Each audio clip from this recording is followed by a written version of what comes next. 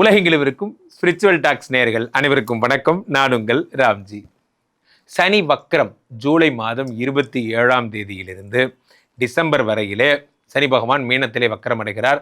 எந்தெந்த ராசிக்காரர்களுக்கெல்லாம் என்னென்ன பலன்களை தரப்போகிறார், யாரெல்லாம் கோடீஸ்வரனா போகிறீங்க, யாரெல்லாம் வெளிநாட்டுக்கு போக போகிறீங்க, யாரெல்லாம் சூப்பராக இருக்க போகிறீங்கிறத ராசி ரீதியாக நாம் பார்த்து விடலாம்.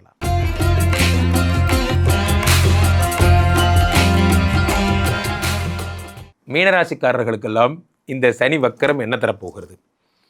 அரிதறிது மானிடராய் பிறத்தல் அரிது, அதனினும் அரிது ஜென்மசனி வக்கரம் ஆகுதல் அரிது அப்படிங்கிற மாதிரி உங்களுக்கு ஜென்மசனி உங்களுக்குன்னு கிடையாதுங்க. கும்பராசிக்காரங்க, மேசராசிக்காரங்க எல்லாருக்குமே இனிப்பு செய்தி என்னென்னா, சொல்லுவாங்கல்ல, அன்பே சிவம் படத்தில் ஒரு மாதிரி தான், ஒருத்தனை கொல்லணும்னு வந்துட்டு கீழே போட்டுட்டு அவனை வாழணும்னு நினைக்கிறீங்களே, நீங்கள் தான் கடவுள் அப்படிங்கிற மாதிரி உங்களை ஜென்மசனியாக வந்து டார்ச்சர் பண்ணணும்னு வந்துட்டு திடீர்னு வக்கரமாய் உங்கள் கேரக்டரை மாற்றிக்கிட்டே நீ தான் கடவுள் அப்படிங்கிற மாதிரி மீனராசிக்காரங்களுக்கு சனி பகவான் திடீர்னு கடவுள் ஆயிடுறார். காரணம் என்னென்னா, சனி பகவான் வக்ர நிவர்த்தி அடைகிறார்.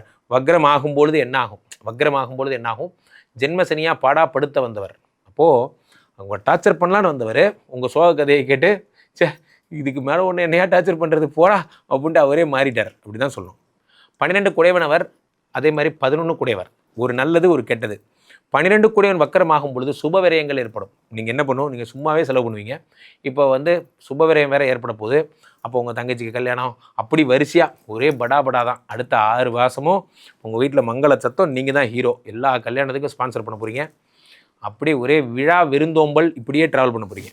12 கோடியின் வக்கரமாகும் பொழுது ஒரு சின்ன பிரச்சனை என்னென்னா, திடீர்னு ஆன்மீகவாதியாக மாறிடுவீங்க நீங்கள். அது மட்டும், அந்த கேரக்டர் மட்டும் வராமல் பார்த்துக்கோங்க. இன்றைக்கி நான் பார்க்குற இளைஞர்கள் எல்லாம் 10ஆம் கிளாஸ் 12ஆம் கிளாஸ் பசங்கள்லாம் அப்படின்னு விபூதி எடுத்து ஓம் சிவோகம் அப்படின்ட்டு போய் என்னடா ஆச்சு உங்களுக்குலாம்? திடீர்னு பார்த்தா வெள்ளியங்கிரி மலைக்கு போயிடுறாங்க, எல்லாம் அப்படி ஆயிடுறாங்க. ஓகே, வரவேற்கத்தக்கது தான். ஆனால் அதுக்குன்னு ஒரு வயசு இருக்குது. இளமையில் வரும் ஆன்மீகம் ஒரு ஒரு ஒரு பயமாக இருக்குது. ஏன்னா நீங்கள் ஓட வேண்டிய வயசு இதுலையே உங்களுக்கு இப்படி தோணுதுங்கிறது. ஸோ அப்போது 12 கோடியின் வக்கரமாகும் பொழுது திடீர்னு ஆன்மீகம் உங்களை கூப்பிடும். ஆன்மீகம் என்னை அழைக்கிறது. சில பேர் வேலையை விட்டு குடும்பத்தை விட்டு போகிறவங்கலாம் இருக்காங்க. நான் சித்திர வழி செல்ல போகிறேன், நீங்கள் ஒரு வழி செல்ல வேண்டாம், நீங்கள் வேலைக்கு போங்க போதும். போய் கம்பெனியில் கண்டினியூஸாக ஓவர் டைம் பாருங்கள், மேனேஜர் மூஞ்சியே பார்த்துட்டே இருங்க. அதுதான் பெரிய சித்த யோகம். அந்த ஆள் கூட வாழ்கிறதே ஒரு சித்த யோகம் தான். மனதை அடக்க என்ன செய்ய வேண்டும்? இந்த ஆள் மூஞ்சி பார்த்துட்டே இருக்கணும். அந்த மாதிரி மீனராசிக்காரர்களுக்கு ராசியை சனி பகவான் வக்கரமாகும் பொழுது ஆன்மீகம் அழைக்கும், சென்று விடாதீர்கள். 12 கோடியவன். அதே மாதிரி 11 கோடியவன் வக்கரமாகும் பொழுது அது என்ன ஆகும்னா, இது வரைக்கும் லாபமாக இருந்த பிஸ்னஸ்ஸு நஷ்டத்தில் போகும். அது காரணம் உங்களுடைய அஜாக்கிரதையினால். அதை நீங்கள் ஜாக்கிரதையாக பார்த்துக்கோங்க, துடியாக இருங்க. இப்போது இப்போ ராசியிலே வக்கரம் பெற்ற சனி பகவான் ஒரு நல்ல விஷயம் தருவார். உயிருக்கு ஆபத்துன்னு பயந்துட்டு இருந்தவங்களுக்கெல்லாம் ராசியில் சனி பகவான் இருக்கும்போது எப்போ பார்த்தாலும் உயிருக்கு ஆபத்துங்கிற மாதிரி பயந்துகிட்டே இருப்பாங்க. அந்த பயமெல்லாம் நீங்கி ஒரு ஆபத்தும் இல்லை, இனிமேல் சரியாயிருச்சுங்கிற நற்செய்தியை கொடுப்பார். இந்த சனி 3, 7, 10 பார்க்குறார். உங்களுக்கு ஒரு காதல் வரும். மீனராசிக்காரர்களுக்கு 7ஆம் இடத்தை சனி பகவான் பார்க்கிறார். அப்போ புதிதாக ஒரு காதல் வரும். 7ஆம் இடத்தை சனி பகவான் பார்க்கக்கூடாது, பார்த்தா புரட்சி திருமணம் வரைக்கும் வரும். அப்போது ஜாக்கிரதையாக இருங்க. காதல் வருகின்ற நேரம், வெளிநாடு போகின்ற நேரம், இதெல்லாம் உங்களுக்கு ஏற்படும். அடுத்து 10ஐ பார்க்கிறார். 10ஐ பார்க்கும்போது பிராண்ட் ஆகுறீங்க, தொழில் டெவலப் ஆகும். உங்களுடைய தொழில் நீங்கள் பிஸ்னஸ்ஸு பண்ணணும்னு நினைக்கிறீங்கன்னா அது வேர்ல்டு ஃபுல்லாக ரீச் ஆகும். நான் தான்டா இனிமேல் நின்று தர்பார், இது மாதிரிலாம் நீங்கள் என்ன ஆகிறீங்க, அடுத்த பரிணாமத்துக்கு பரிணமிக்கிறீங்க. இதெல்லாம் நடக்கும். ரொம்ப நல்ல விஷயம். ஆனால் இது எப்படின்னா, இந்த பாம்பு ரொம்ப அழகாக இருக்குது, பியூட்டிஃபுல்லாக இருக்குது, ஃபோட்டோ பிக்சருக்கு ஹெச்டி குவாலிட்டி, இப்போ கழுத்தில் போட்டால் சும்மா நறுக்குன்னு இருக்கும் அப்படிலாம் சொல்லி நீங்கள் அதுக்காக நல்ல பாம்பு எடுத்து கழுத்தில் போட்டுக்க முடியாது. அந்த மாதிரி தான் இந்த சனி பகவான் உங்களை பிராண்ட் ஆக்குறாருங்கிறதுக்காக அவரை உடலுக்குள் மனதிற்குள் அனுமதிக்கிறது அவ்வளோ பெரிய கஷ்டம். காரணம் என்னென்னா, சனி ஒரு டென்ஷன் பார்ட்டி, நேர்மையானவர், படக்குன்னு பேசுறது. சனி பகவான் வந்தாலே என்ன பிரச்சனைனா, படக்குன்னு பேசுவீங்க. நல்ல உறவுகளை நீங்களே பேசி கெடுத்துப்பீங்க. அப்போ ஜாக்கிரதையாக பேசுங்க. தேளின் விஷம் போல் இருக்கும் உங்கள் பேச்சு. ரொம்ப கேர்ஃபுல்லாக இருக்கணும். பேசாதீங்க, பேசாமல் இருக்கிறது நல்லது.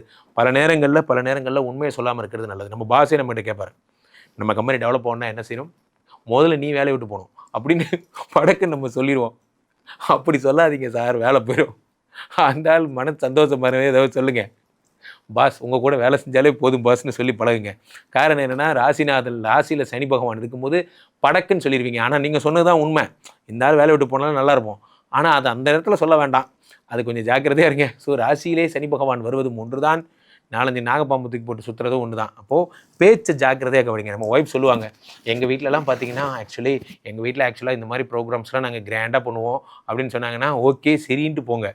ஆமாம், பெரிய விக்டோரியா மகாராணி வீடு அப்படின்னு நீங்கள் ஏதாவது பேசிட்டிங்கன்னா ஏன் அவசரப்பட்டியா குமார்? அதுக்கப்புறம் ஒரு வாரத்துக்கு வச்சு செய்வாங்க. தேவையில்லாமல் ஆனால் நீங்கள் சொல்கிறது கரெக்டு தான். ஆனால் அது அந்த இடத்துல சொல்ல வேண்டாம். அதுதான் சொல்ல வர்ற பாயிண்ட்டு. மனதோடு வச்சுக்கோங்க, வெளியே போய் சிரிச்சுக்கோங்க. பார்த்தியா என்ன பேச்சு பேசுகிறாங்க பார்த்தியா, இவங்க யாருன்னு எனக்கு தெரியாது அப்படிங்கிற மாதிரி. ராசியில் சனி பகவான் வருவதும் ஒன்று தான்.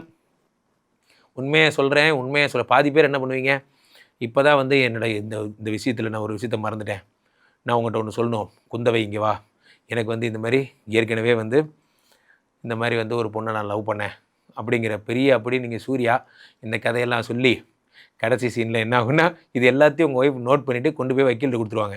அதனால் தேவையில்லாமல் உண்மையை சொல்கிறேன்னு மாட்டிக்காதீங்க. உங்கள் உண்மை யாரும் கேட்குறதுக்கு தயாராக இல்லை, மனசோடு இருங்க. ஜென்ம சனி வக்கரமாகும் பொழுது மனசுக்குள்ளே நேர்மையாயிடுவார். நீங்கள் நேர்மையின் வடிவமாகி உண்மையை சொல்ல ஆரம்பிச்சிங்கன்னா நீங்கள் மட்டும் இல்லை, ஒரு 4-5 பேரை கோத்து விட்டு போயிடுவீங்க. அப்படியா சொல்கிறீங்க? ஆமாம், என்னை கூப்பிட்டு போனவன் வந்தான், ஐயோ எல்லோரும் சேர்த்து விட்டு மாட்டி விட்டு போயிருவீங்க. இப்போ கேர்ஃபுல்லாக இருங்க. ஸோ மீனராசிக்காரர்கள் பேச்சில் கவனம். பொதுவாகவே நண்பர்களே, ஒரு விஷயம் என்னென்னா, சனி கொடுத்தால் எவர் தடுப்பார். சனி பகவானை பொறுத்த வரைக்குமே எதை கொடுத்தாலும் அள்ளி கொடுக்கறது அவரோட பழக்கம்.